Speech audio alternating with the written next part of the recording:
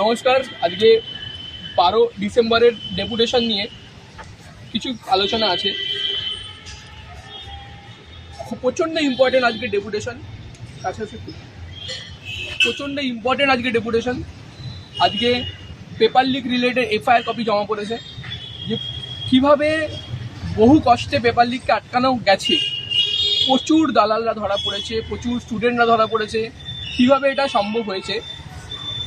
সম্ভব হয়েছে সেটা নিয়ে কিছু আলোচনা তো করব। এবং এফআইআর এর কপি কালেক্ট করে পিআরবিতে দেওয়া হয়েছে। সেখানে মানে 300-400 স্টুডেন্টের অ্যাডমিট কার্ডের ডিটেলস পাওয়া গেছে, অনেক দালালের ডিটেলস পাওয়া গেছে। এগুলো নিয়ে সব পিআরবিকে জমা দেওয়া হয়েছে এবং স্ট্রিক্ট অ্যাকশনের দাবি করা হয়েছে। এর বাইরেও ওবিসি, সদগোপ, ইডব্লিউএস নিয়ে একটা ঝামেলা যেটা চলছে, তার একটা ইনফরমেশন আমি দেব। এবং অন্যান্য জিনিস, কোশ্চেনের কোন কোশ্চেন বাতিল হবে না হবে এটা নিয়েও ইনফরমেশন আমি দেবো। তার পুরোটা জানার জন্য সবাইকে অপেক্ষা করতে হবে। প্রথমেই আসি এফআইআর এর ব্যাপারে। ঝাড়খণ্ডের ঝরিয়া পুলিশ স্টেশনে 29 তারিখ মানে পরীক্ষার দুদিন আগে এফআইআর রেজিস্টার করা হয়। প্রচুর গাড়িকে ইন্টারসেপ্ট করা হয়। যেই সমস্ত দালালদের ডিটেলস আমরা পাঠিয়েছিলাম মেল করে, তাদেরই ফোন ট্র্যাক করে, লোকেশন ট্র্যাক করে তাদেরকে ঝাড়খণ্ডে গিয়ে তাদেরকে ধরা হয়। পুরো একটা এন্টায়ার লজ ভরে ছেলেদেরকে ধরা হয়, 10-20টা স্করপিও ধরা হয়। এবং সেখান থেকে প্রচুর দালালের ডিটেলস এখানে উঠে এসছে। ম্যাক্সিমাম তাদের কোচিং সেন্টার, তার নামগুলো এখানে আছে, ঠিক আছে? আমি এখানে বলছি না তাদের নাম, তাদের কোচিং সেন্টার নামগুলো আমি নিচ্ছি না, ঠিক আছে? কিন্তু কোচিং সেন্টারের নাম, কোচিং সেন্টারের ওনারের নাম সব কিন্তু এখানে এফআইআর কপিতে চকচক করে লেখা, ঠিক আছে? নদিয়া থেকে আছে, তারপরে আমাদের কেতুগ্রাম কাটোয়া, বর্ধমানের কেতুগ্রাম কাটোয়াতে একটা কোচিং সেন্টার আছে, প্রচুর বড় কোচিং সেন্টার, ঠিক আছে? তার নাম এখানে আছে। রানাঘাটের নাম আছে। এটা কি নদিয়া না? নদিয়া থেকে তো ভরে ভরে যে লোকে যে অ্যালিগেশন লাগায় নদিয়ার ওপরে, ঠিক আছে? এটা কিন্তু তার একটা 100% প্রমাণ যে লোকের অ্যালিগেশন কিন্তু একটুও ভুল না। লোকের অ্যালিগেশন কিন্তু 100% ঠিক, কারণ এখানে ম্যাক্সিমাম নাম হচ্ছে নদিয়া, রানাঘাট, বর্ধমানের কাটোয়া। এর বাইরে কিন্তু আমি অন্য কোনো জায়গার নাম এখানে দেখতে পাচ্ছি না, ঠিক আছে? এরপরে আসি স্টুডেন্টের ডিটেলসের নাম। তাছাড়া প্রচুর পাওয়া গেছে আধার কার্ড, ভোটার কার্ড, ফোন সিজ করা হয়েছে, সিম কার্ড সিজ করা হয়েছে, টাকা সিজ করা হয়েছে। এবং এখানে এই এফআইআর কপিতে আছে টোটাল 300+ স্টুডেন্ট যাদের অ্যাডমিট কার্ড পাওয়া গেছে, স্টুডেন্ট সমেত। স্টুডেন্টও কিছু পাওয়া গেছে, সব স্টুডেন্টকে রেড করে ধরা সম্ভব হয়নি, কিছু স্টুডেন্ট পালিয়ে গেছিলো, কিন্তু অ্যাডমিট কার্ডের কপি তাদের পাওয়া গেছে, ঠিক আছে? এবার এদের ওপরে কী অ্যাকশন নেওয়া হবে সেটা পিআরবি ডিসাইড করবে। এবং পিআরবি ভাবছে যে তাদের ওপরে একটা সেপারেট করে কেস করা হবে, করে তাদের ক্যান্ডিডেচার লাইফ টাইম বাতিল করা হবে। শুধু তাই না, তারা যেন ভবিষ্যতে পশ্চিমবঙ্গের কোনো পরীক্ষায় না বসতে পারে, সেরকমই একটা কিছু প্ল্যানিং করা হচ্ছে। এই হচ্ছে এফআইআর এর ব্যাপার। এবং সবাইকে আমি এটাও বলছি, কনস্টেবলের পরীক্ষা কবে জানা হয়েছে? 30 তারিখ পরীক্ষা হয়েছে। তার আগে কিন্তু এক সপ্তাহ ধরে পশ্চিমবঙ্গ পুলিশ এবং কলকাতা পুলিশ ব্যাটিং করেছে এদিক ওদিক, প্রচুর রেড, প্রচুর অ্যারেস্ট। আপনি যদি জানেন আপনার লোকালিটিতে বা অন্য কোথাও এরকম কিছু হয়েছে, আপনি তার ইনফরমেশন দিন। তাহলে আমরা কি করতে পারি, সেখান থেকে এফআইআর কপিটা আমরা কালেক্ট করতে পারি। কালেক্ট করে নিয়ে সেটাকে আমরা পিআরবিতে জমা দিতে পারি। যেই সমস্ত স্টুডেন্ট বা দালাল এর সাথে জড়িত, তাদের ডিটেলস আমরা নিয়ে গিয়ে এখানে আমরা জমা দিয়ে দেবো। এবং তারপর পিআরবির ব্যাপার, পিআরবি কী করবে সেটা নিয়ে। কিন্তু সবাইকে এবার আজকেও যে আমাদের স্যার যে আমাদের যেটা বললে এটা পুরোপুরি সম্ভব হয়েছে, এই যে পেপার লিকটাকে আটকানো। প্রথমে তো কেউ স্বীকার করবে না যে পেপার লিকের কোনো ঘটনা, কিন্তু এই যে এত রেড হয়েছে, ঠিক আছে, নিশ্চয়ই কোনো না কোনো হিন্ট তো ছিল।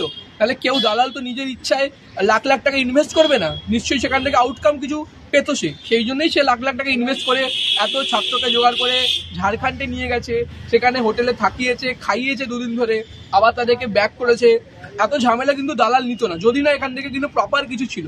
কিন্তু দিনের শেষে সেটাকে আটকানো সম্ভব হয়েছে।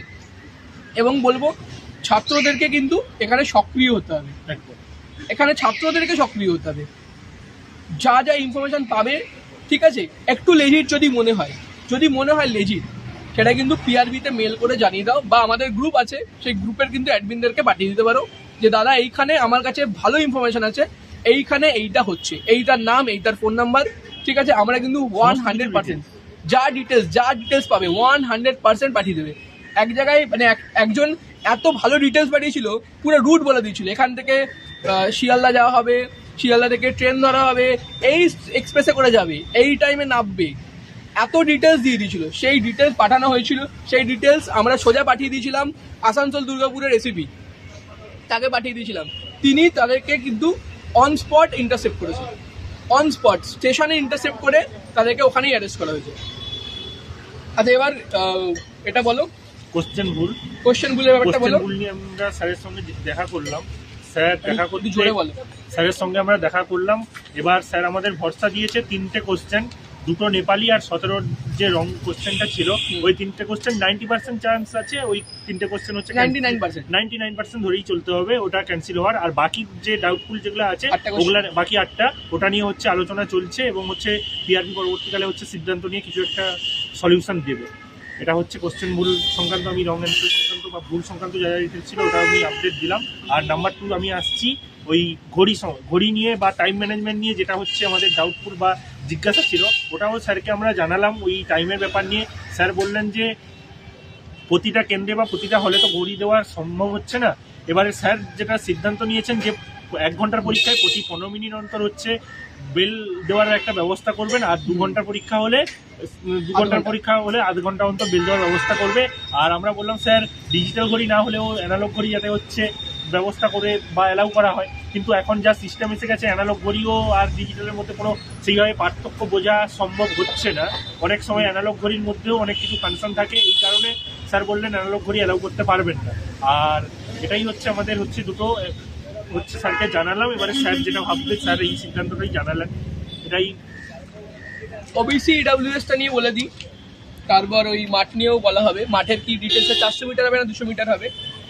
ওবিসি ইডাব্লিউএস নিয়ে বলে যেটা বোর্ড ডিসিশন নিয়েছিল, backward class welfare department BCWD থেকে একটা চিঠি এসেছিল যে আমরা এই তারিখ থেকে 14/6 থেকে আমরা সার্টিফিকেট ইস্যু করা শুরু করব নতুন ক্যাটাগরিদের জন্য, যারা নতুন চেঞ্জ হয়েছে।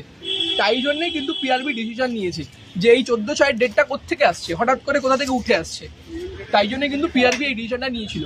কিন্তু প্রবলেমটা এখন কি দেখা গেছে, যাদের অলরেডি ইডাব্লিউএস ছিল, অলরেডি ইস্যু হয়ে গেছে এই ফাইন্যান্সিয়াল ইয়ারে,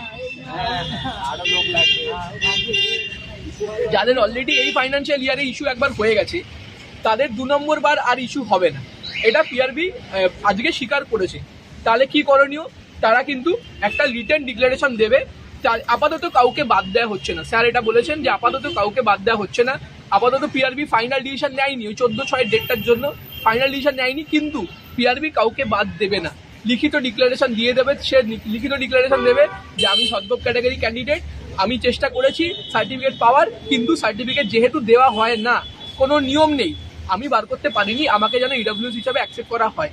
এবং যারা নতুন ওবিসিতে এসছো তাদের কিন্তু ইডাব্লিউএস বেনিফিট নিতে গেলে এই বছরের সার্টিফিকেট ম্যান্ডেটরি, কারণ যেটা রিক্রুটমেন্ট রুল যেভাবে চলে সেই রিক্রুটমেন্ট রুল অনুযায়ী কিন্তু 100 রোস্টার পয়েন্ট কিন্তু যতদিন অবধি রিক্রুটমেন্ট আমাদের চলবে 100 রোস্টার পয়েন্ট কিন্তু ততদিন অবধি ভ্যালিড, ঠিক আছে? এই হলো একটা ব্যাপার। তো সদ্গোপদের যে ইস্যুটা আছে, মেনলি সদ্গোপদের ইস্যুটা মোটামুটি সলভ হয়ে গেল। যাদের কাছে অলরেডি এই বছরের সার্টিফিকেট আছে এবং যাদের কাছে এই বছর সার্টিফিকেট নেই, তাদেরকে আমি রিকোয়েস্ট করবো যে অমৃতা সিনহা ম্যাডামের যে জাজমেন্ট আছে সেই জাজমেন্টের রেফারেন্সে কিন্তু তোমরা নতুন সার্টিফিকেট বার করতে পারো, ঠিক আছে? আর কিছু বলার ছিল? আচ্ছা, আমি গ্রাউন্ড নিয়ে আমাদের কাছে যে আপডেটটা স্যার দিয়েছেন, গ্রাউন্ড নিয়ে স্যার যে আপডেটটা দিয়েছেন সেটা হচ্ছে মাঠের পরিমাণ খুবই কম থাকার জন্য ওইভাবে 400 মিটারের গ্রাউন্ড হচ্ছে সব জায়গায় তো নেই। তাই জন্য স্যার বলছে যদি 400 মিটারের গ্রাউন্ড হচ্ছে করাতে হয় তাহলে অনেক সময় লেগে যাবে, এবং বলছে দিন রাত ধরে হচ্ছে দিন এবং রাত্রি ধরে হচ্ছে তাহলে স্টুডেন্টকে ডেকে ডেকে মাঠ করাতে হবে। তাই স্যার বলছে 200 মিটার যেরকম হচ্ছে 200 মিটারও হবে, আর 400 মিটার যেখানে আছে 400 মিটারও চলবে। এটা স্যার বললেন কিছু করার নেই, কারণ হচ্ছে মাঠের পরিমাণ খুবই কম। এই অবধি আমরা হচ্ছে স্যারের কাছ থেকে হচ্ছে প্রত্যুত্তর পেলাম, যেটা পেলাম সেটাই হচ্ছে সবাই সামনে আমরা তুলে ধরার চেষ্টা করি। ধন্যবাদ। এবং শেষে একটা জিনিস বলবো, দেখো এর আগেও কিন্তু পিআরবির অনেক পরীক্ষায় অনেক রকমের প্রবলেম হয়েছে। আমরা লেডি কনস্টেবল নিয়ে অ্যালিগেশন পেয়েছি, আমরা তার আগের পরীক্ষা নিয়ে প্রশ্নভাষের অ্যালিগেশন পেয়েছি। অনেক আমরা অ্যালিগেশন পেয়েছি। এবং স্যার একটা কথা বলেছিলেন আমাকে অনেকদিন আগে, যে নাথিং ইজ ফুল প্রুফ, যে নাথিং ইজ ফুল প্রুফ, কোনো জিনিসকে পুরোপুরি আটকানো সম্ভব না, কিন্তু স্টুডেন্টরা যদি এসে হেল্প করে, যেমন এইবার অনেক স্টুডেন্টরা মিনিমাম আমাদের যে ইনফরমেন্ট ছিল প্রত্যেকটা, যেখানে দালাল চক্র অ্যাক্টিভেট হয়েছে সেখানে আমরা ইনফরমেন্ট পাঠিয়ে দিয়েছি, সেখান থেকে গ্রুপের ভিতর ঢুকে আমরা ইনফরমেশন পেয়েছি।